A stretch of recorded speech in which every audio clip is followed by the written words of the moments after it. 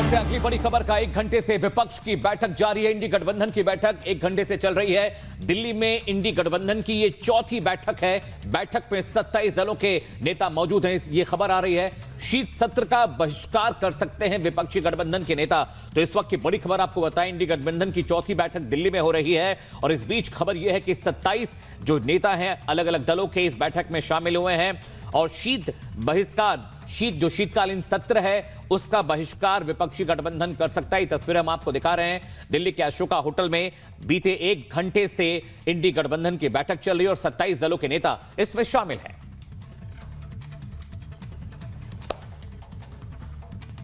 तो आपको बता दें कि बैठक चल रही है, 1 घंटे से विपक्ष की ये बैठक चल रही है। दिल्ली में इंडी गठबंधन की ये चौथी बैठक है। बैठक में 27 दलों के नेता मौजूद हैं। शीत सत्र का बहिष्कार कर सकता है विपक्षी गठबंधन। तो ये बड़ी खबर आपको बता दें, चौथी बैठक। लेकिन जिस तरीके से हम देख रहे हैं लगातार गठबंधन में फूट पड़ती हुई नजर आ रही है, चाहे वो किसी भी मुद्दे पर हो। ऐसे में देखना होगा कि आखिर इस बैठक के बाद क्या होता है। हमारे साथ ग्राउंड जीरो से हमारे सहयोगी बने हुए हैं गणेश, हमारे साथ जुड़े हुए। गणेश, आपके पास आना चाहेंगे। इंडी गठबंधन की ये बैठक चल रही है, क्या हो सकता है, क्योंकि ये भी सामने आ रहा है कि विपक्षी गठबंधन जो है शीत सत्र का बहिष्कार कर सकता है।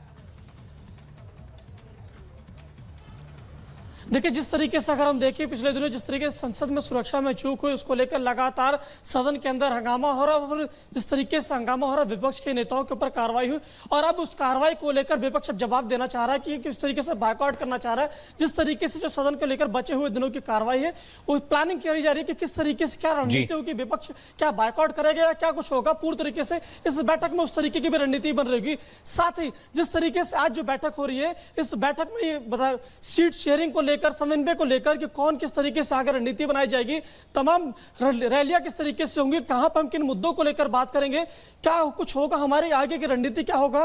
साथ ही जिस तरीके से अभी हाल ही के राज्यों में चुनाव हुआ वहां पर जिन जो विपक्षी दलों की क्या स्थिति रही, तमाम चीजों को लेकर चर्चा होगी। क्योंकि अगर देखा जाए तो जरा मृदुल के पास चलते हैं। मृदुल मिश्रा जो मेरे सहयोगी वो भी इस खबर को सुबह से रिपोर्ट कर रहे हैं। मृदुल, 3 बैठक होती है, आप 3 राज्य हार जाते हैं, आप मिमिक्री करते हैं नेता की और सदन में मजाक उड़ाते हैं, फिर आप ये बात कहते हैं शीत सत्र का बहिष्कार करना है। अभी तक चेहरा तय नहीं हो पाया है, सीट शेयरिंग पर बात नहीं हो पाई है।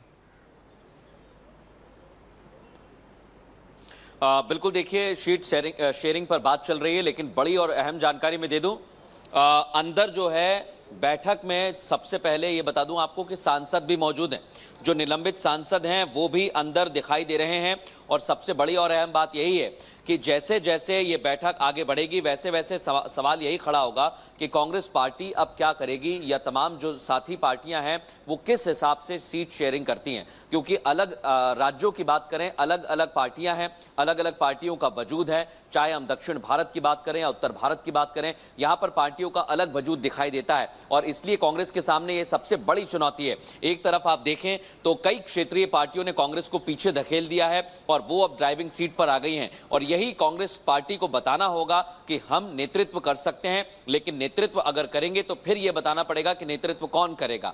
नेतृत्व जब करने की बात आती है तो नीतीश कुमार के पोस्टर आपने देखे, ममता बनर्जी अपने आप को बड़ा बता रही हैं और आम आदमी पार्टी बार बार यह दावा करती है कि हम 2 राज्यों में दिल्ली है, पंजाब है और हमारा विस्तार लगातार हो रहा है, तो फिर नेतृत्व हम क्यों ना करें। तो इस तरह की बातें पहले भी होती रही हैं, लेकिन अब बैठक का मूल एजेंडा यही है क्योंकि वक्त बहुत कम बचा है। अमित और शिखा, गणेश आपको बता दें। ठीक है मृदुल, आप साथ रहिए, गणेश भी मेरे साथ रहेंगे। इस बीच लगातार कांग्रेस पश्चिम बंगाल में ममता बनर्जी के साथ गठबंधन की बात कर रही थी, लेकिन ममता बनर्जी 2 टूक कह दिया, 2 सीट से ज्यादा नहीं दूंगी। रिपोर्ट देखिए।